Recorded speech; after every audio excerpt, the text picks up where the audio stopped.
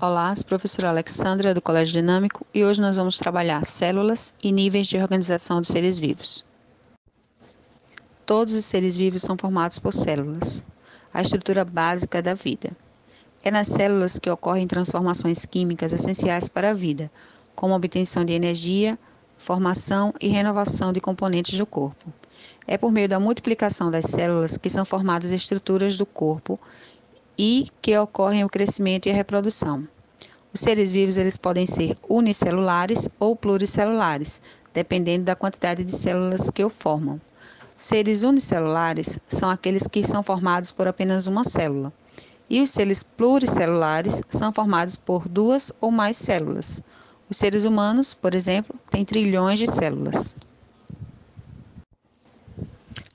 Descoberta da célula.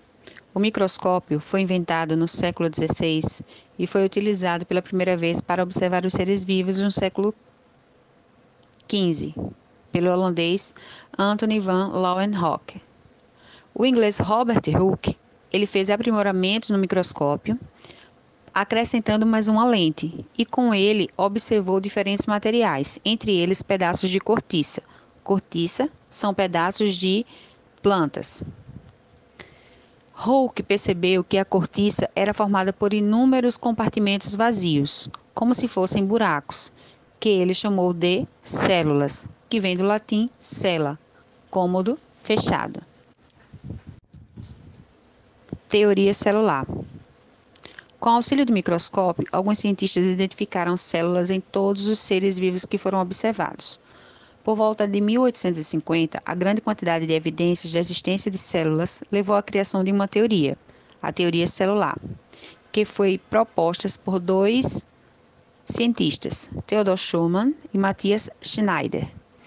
A teoria celular diz que todos os seres vivos são constituídos de células e que toda célula é originada de uma outra célula pré-existente. Classificação das células. Procariontes e eucariontes. Procariontes destacam-se por não apresentarem um material genético envolvido por uma membrana nuclear, ou seja, por não apresentarem um núcleo definido. Eucariontes destacam-se por possuírem material genético envolto por uma membrana nuclear, ou seja, essas células apresentam um núcleo verdadeiro. As eucariontes são células presentes nos seres vivos mais complexos. As procariontes são células que constituem o corpo das bactérias. Estrutura básica de uma célula. A membrana plasmática é o envoltório que delimita a célula, liga a célula do meio interno ao meio externo dela. Tem uma função chamada permeabilidade seletiva, ou seja, ele permeia a entrada e a saída de elementos para dentro, para fora da célula, sendo que de uma forma selecionada. A membrana plasmática ela vai selecionar a substância que vai entrar na célula e que vai sair dela. Por isso, permeabilidade seletiva. Citoplasma é a região delimitada pela membrana plasmática. É onde ficam localizadas as organelas daquela célula. Material genético. Tanto as células procariontes como as células eucariontes possuem cromossomos, que são estruturas formadas por DNA e que carregam a informação genética do indivíduo. Como já foi falado anteriormente, procarionte não possui uma membrana envolvendo o núcleo. Seu DNA é solto no citoplasma. E as eucariontes possuem uma membrana chamada carioteca envolvendo o núcleo, assim chamadas eucariontes. Níveis de organização dos seres vivos.